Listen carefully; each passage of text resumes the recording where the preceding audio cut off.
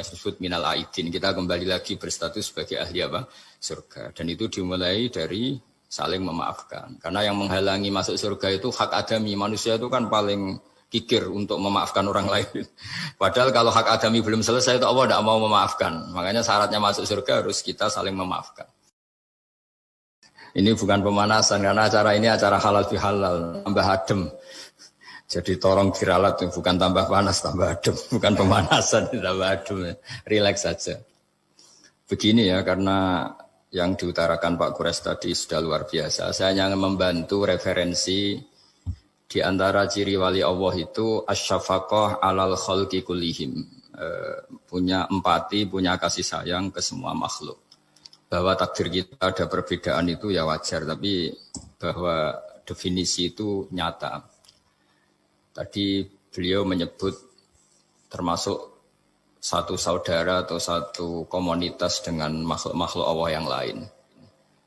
Pernah suatu saat Nabi memuji ada seorang nakal itu, diterima tobatnya Allah karena di jalan ketemu anjing, kemudian ngasih minum anjing itu dan Allah mengampuni. Meskipun secara hukum usul fikih tidak bisa digeneralisir. Misalnya kalau minumin anjing 1 surga, kalau 100 tambah surga. Nanti lupa minumin manusia gara-gara kebanyakan minumin anjing gitu. Tapi apapun itu faktanya ada cerita di hadis seperti itu. Kemudian menyangkut komunitas internasional yang beberapa diantaranya tentu beda agama, beda keyakinan. Saya mau membacakan cerita di kitab Ar-Risalah Al-Qushairiyah. Jadi saya hanya membantu referensi-referensi yang diajarkan guru-guru kita.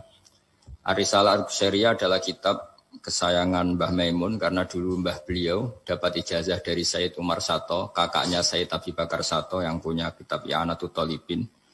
Dan kitab itu dibawa ke Indonesia sampai ke saya sebagai murid beliau. Di antara yang disebut dalam Ar-Risalah Al-Qushairiyah ini Thariqatu Ahlil Ilm, kitab Ar-Risalah Al-Qushairiyah itu. Saya baca nasnya atau ibaratnya atau teksnya. Sami'tu ba'dal ulama yaqulu istadhafa majusiyun Ibrahim al-Khalil alaihi salam faqala bisyarti an tuslima. Famarral majusiyu fa'awhallahu ta'ala ilaihi mundu khamsina sanatan nut'imuhu ala kufri. Falau nawaltahu lukmatan min ghairi antu talibahu bitahyiri dini. Famado Ibrahim alaihissalam ala athari hatta adrakahu wa atadhara ilaihi fasalahu anis sabab fadzakara lahu dzalik fa aslamal majusiyu. Jadi suatu saat Nabi Ibrahim itu kan terkenal Abu Duyuf, orang yang mesti menservis tamu-tamu itu. Kita tahu dulu itu tidak ada warung, tidak ada hotel, tidak ada, ya pokoknya tidak ada mall. Sehingga kalau orang pergi itu kelaparan betul itu.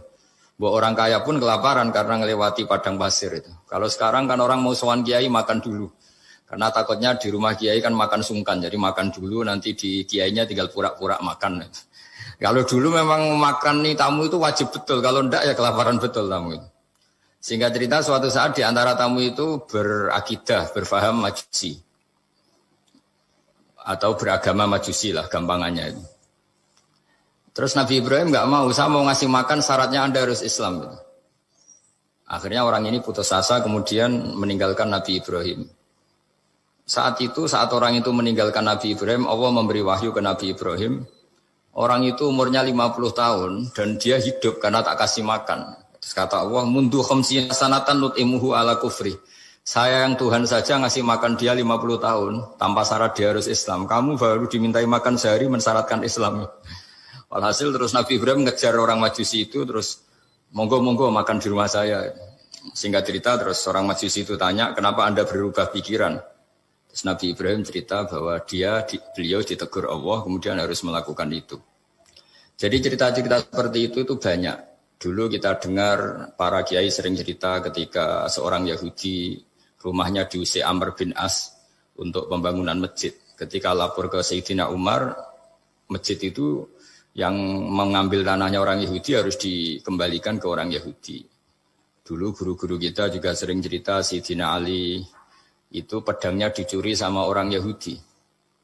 Ketika ketemu di pasar atau di jalan, kemudian Sayyidina Ali yakin itu pedangnya, dilaporkan ke Qadhi Syureh. Setelah itu Sayyidina Ali diminta buktinya apa, saksinya siapa kalau itu pedang Anda. Saksinya Hasan dan Husain. Tapi kata hakim, Said Hasan Husain itu keluarga Anda, tidak sah jadi saksi. Zaman itu Sayyidina Ali masih berargumentasi, waqad qala Rasulullah sallallahu alaihi wasallam Hasanun wa Husainun sayyida syababi ahlil jannah. Tapi kata Imam Surah tetap standar saksi itu tidak boleh dari keluarga. Singkat cerita, qadhinya itu pakai standar hukum usul fikih, al-qaulu qaulu sahibil yad.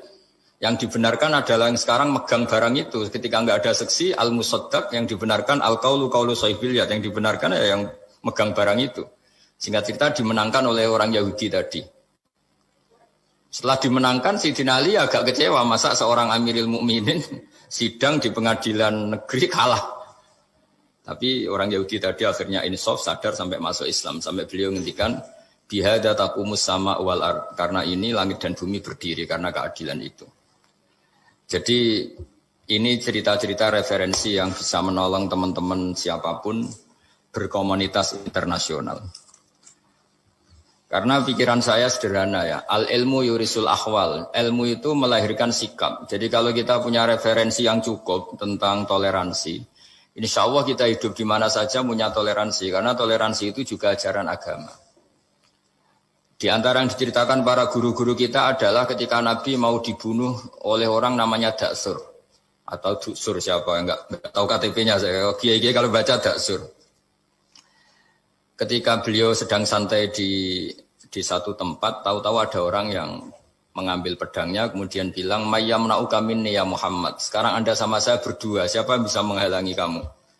Nabi dengan rileks menghentikan Allah. Kemudian si Daksur ini gemetar, pedang jatuh. Kemudian diambil Nabi. Sekarang ya Daksur, mayyamna'uka minni, yang bisa menghalangi kamu siapa? Orang itu bilang, la ahada, tidak siapapun. Nabi dengan gampangnya fa'afa'anhu, Nabi memaafkan. Padahal ini jenis harbi, jenis orang yang jelas punya niat bunuh. Terus artinya kita-kita yang ngaji di pesantren, saya ngaji di Mbah Maimun, punya Bapak Kiai Nur Salim, semuanya ngajarkan bahwa di mana-mana perang kekerasan itu ya karena kita diperangin. Udina lilladzina yuqatalun, karena kita diperangi kita boleh perang. Qatilul ladzina yuqatilunakum. Jadi yang boleh kita perangi ya zaman kayak kita dulu dijajah Belanda, dijajah Jepang zaman itu. Ketika sudah tidak ada penjajahan ya alasan itu sudah hilang karena mereka tidak merangi kita. Jadi apa ya, perang ya ada konteks rasionalitasnya, damai juga ada konteks rasionalitasnya.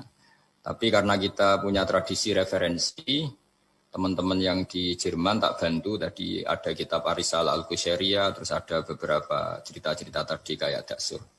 Kalau ayatnya jelas ya, jelas qatilul ladzina yuqatilunakum wa in janahu lisalmi fajnah laha wa tawakkal 'ala Allah. Bahkan seperti yang diceritakan Profesor Quraisy tadi, yang sedang kita benci pun bisa saja suatu saat teman. Dalam surat Mumtahanah itu atau Mumtahinah ada ayat asawwau ayyaj'ala bainakum wa bainal ladzina ataitum minhum mawaddah. Bisa saja orang yang sekarang kamu benci suatu saat kamu cintai. Wallahu qadir, itu Allah Maha Kuasa. Dan tadi saya menambahkan yang dikatakan Profesor Quraisy tentang belajar. Dulu Nabi itu enggak puasa Asyura. Tapi ketika datang ke Medina, orang-orang Yahudi itu puasa Asyura. Coba tanyakan ke mereka, kenapa puasa tanggal 10? Terus mereka menjawab, yaumun najawwahu fi Musa, itu hari yang Allah menyelamatkan Nabi Musa. Terus fa'amara bisyami, kemudian Nabi menyuruh sahabat puasa. Artinya dulu itu segampang itu hidup, itu sesuatu yang baik, apa, ya sudah ditiru. Meskipun kita tahu Nabi itu tentu mustaqil bil istihad, Nabi itu orang yang mandiri. Tapi memberi percontohan kita betapa gampangnya kita seperti itu.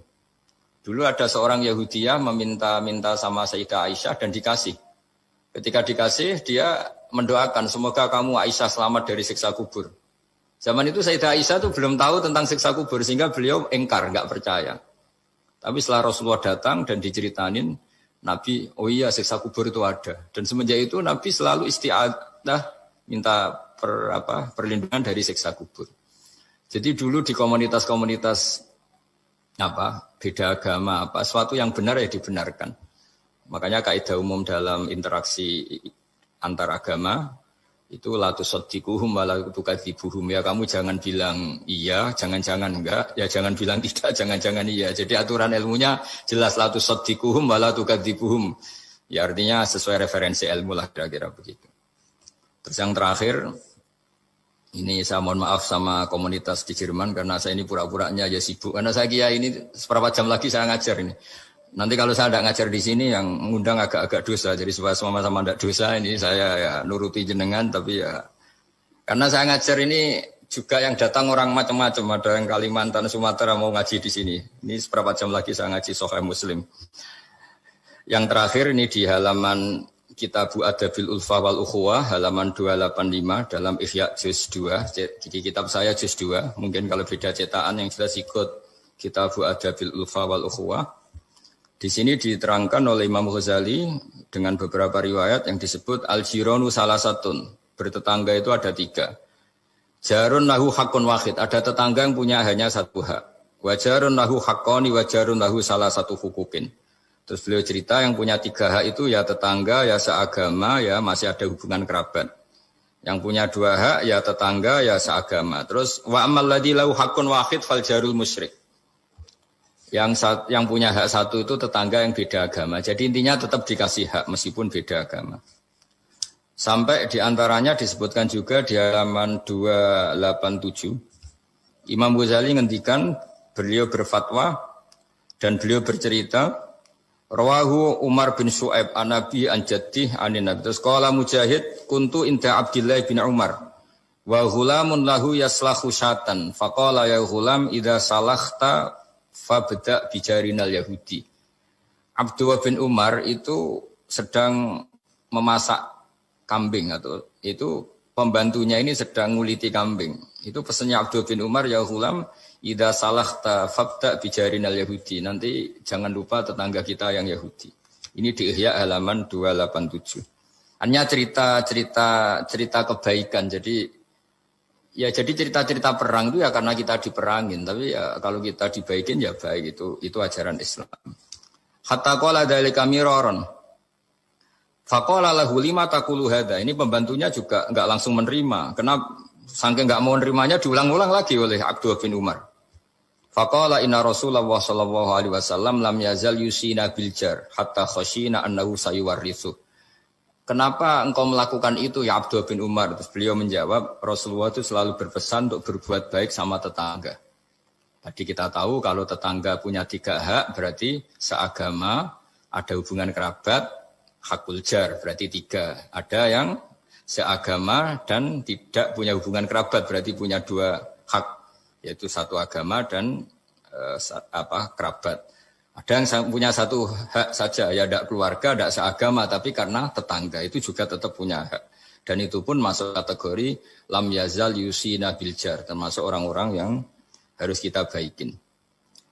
Ya kalau di Qur'annya kayak tadi ya, qatilul ladzina yuqatilunakum, boleh merangi ya yang merangi kita. Udzina lil ladzina yuqatalun, diberi hak merangi ya sama yang merangi kita, bukan yang tidak merangi kita. Terus waqala Hisam Kanal Hasanu la yara ba'san antut imal jarul Yahudiyya wan Nasraniyya min udkhiyatik. Bahkan sebagian ulama di sini disebut Hasan Basri berpendapat kalau berkorban, kalau punya tetangga Yahudi yang butuh enggak apa-apa dikasih dagingnya. Ini di halaman Ihya 287 juz 2. Jadi dari cerita-cerita itu dan referensi-referensi itu teman-teman di Jerman enggak usah khawatir lah kalau kiai-kiai kayak kita itu berfatwa enggak boleh berkomunitas internasional nanti takut begini ndak lah. Kita bacanya ya sama seperti yang dibaca Profesor Kures, sama yang dibaca guru-guru kita. Jadi itu kalau boleh dikatakan sumbangan saya lah bahwa di kita di pesantren itu ajaran-ajarannya juga seperti itu. Dan tadi beberapa kita saya sebutkan halamannya supaya bisa dicari, supaya tidak kelihatan hoax, juga tidak bikinan saya gitu, supaya jelas itu. Dan saya mohon maaf karena nggak bisa ngikuti sampai selesai, tapi saya ngapresiasi semoga jadi syawal yang baik. Minal aidin wal faizin. Minal aidin artinya kita kembali menjadi ahli surga. Saya termasuk yang sependapat dengan kitab yang saya baca. Dulu kita ini ahli surga karena Nabi Adam lahirnya di surga dan diciptakan di surga. Karena satu kesalahan beliau harus kembali ke bumi. Dan setelah puasa itu selesai dan diterima, kita kembali ke ahli surga lagi. Maksud minal aidin, kita kembali lagi berstatus sebagai ahli apa? Surga. Dan itu dimulai dari saling memaafkan. Karena yang menghalangi masuk surga itu hak adami. Manusia itu kan paling kikir untuk memaafkan orang lain. Padahal kalau hak adami belum selesai, itu Allah tidak mau memaafkan. Makanya syaratnya masuk surga harus kita saling memaafkan. Dengan cara seperti itu, insya Allah kita minal aidin wal faizin. Jadi mohon maaf sekali lagi, mohon maaf karena saya tidak bisa ngikuti sampai selesai karena saya harus ngaji. Karena bukan papa ya, memang harus. Andaikan sunat itu mungkin saya tinggalkan. Mohon maaf sekali. Wassalamualaikum warahmatullahi wabarakatuh.